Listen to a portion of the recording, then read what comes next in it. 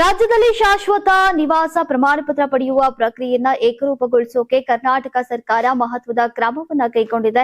ಜಿಲ್ಲೆಯಿಂದ ಜಿಲ್ಲೆಗೆ ವಿಭಿನ್ನವಾಗಿದ್ದಂತಹ ನಿಯಮಗಳಿಗೆ ತೆರೆ ಎಳೆದು ಇನ್ನು ಮುಂದೆ ರಾಜ್ಯಾದ್ಯಂತ ಒಂದೇ ಮಾರ್ಗಸೂಚಿಯಡಿ ಈಗ ಪ್ರಮಾಣ ಪತ್ರ ವಿತರಿಸುವಂತೆ ಕಂದಾಯ ಇಲಾಖೆ ಹೊಸ ಆದೇಶವನ್ನು ಹೊರಡಿಸಿದೆ. ಜೂನ್ 29, 2026ರಂದು ಹೊರಡಿಸಿರುವಂತಹ ಮಾರ್ಗಸೂಚಿಯಂತೆ ಸರ್ಕಾರಿ ಉದ್ಯೋಗ, ಶಾಲಾ ಕಾಲೇಜು ಪ್ರವೇಶ ಸೇರಿದಂತೆ ವಿವಿಧ ಆಡಳಿತಾತ್ಮಕ ಉದ್ದೇಶಗಳಿಗೆ ಅಗತ್ಯವಿರುವಂತಹ ಶಾಶ್ವತ ನಿವಾಸ ಪ್ರಮಾಣ ಪತ್ರ ಪಡೆಯುವಂತಹ ಪ್ರಕ್ರಿಯೆ ಮತ್ತಷ್ಟು ಸರಳ ಮತ್ತು ಪಾರದರ್ಶಕವಾಗಲಿದೆ.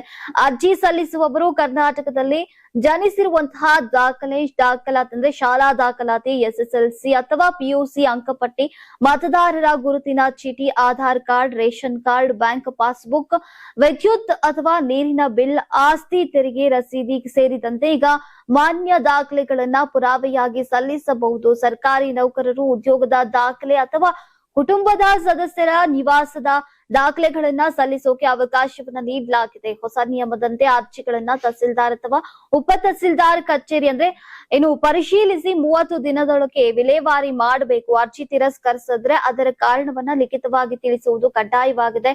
ತಹಸೀಲ್ದಾರ್ ಆದೇಶದ ವಿರುದ್ಧ 60 ದಿನದೊಳಗೆ ಈಗ ಸಹಾಯಕ ಆಯುಕ್ತರ ಬಳಿ ಮೇಲ್ಮನವಿಯನ್ನ ಸಲ್ಲಿಸಬಹುದಾಗಿದ್ದು, ಬಳಿಕ ಜಿಲ್ಲಾಧಿಕಾರಿಗಳ ಬಳಿ ಮರು ಪರಿಶೀಲನೆಗೆ ಅವಕಾಶವನ್ನ ಕಲ್ಪಿಸಲಾಗಿದೆ. ಅಧಿಕಾರಿಗಳು ಸಲ್ಲಿಸಲಾದಂತಹ ದಾಖಲೆಗಳ ಸತ್ಯಾಸತ್ಯತೆಯನ್ನ ಪರಿಶೀಲಿಸಿ ಅಗತ್ಯ ಇದ್ರೆ ಸ್ಥಳ ಪರಿಶೀಲನೆ ಹಾಗೂ ಗ್ರಾಮ ಆಡಳಿತಾಧಿಕಾರಿಗಳ ವರದಿ ಪಡೆದು ಅಂತಿಮ ತೀರ್ಮಾನವನ್ನ ಕೈಗೊಳ್ಳಲಿದ್ದಾರೆ. ಈ ಹೊಸ ವ್ಯವಸ್ಥೆಯಿಂದ ಅನಗತ್ಯ ವಿಳಂಬ ಕಡಿಮೆಯಾಗಿ ಈಗ ಪಾರದರ್ಶಕತೆ ಹೆಚ್ಚುವುದರ ಜೊತೆಗೆ ಭ್ರಷ್ಟಾಚಾರಕ್ಕೂ ಕೂಡ ಕಡಿವಾಣ ಬೀಳಲಿದೆ ಅಂತ ಸರ್ಕಾರ ತಿಳಿಸಿದೆ.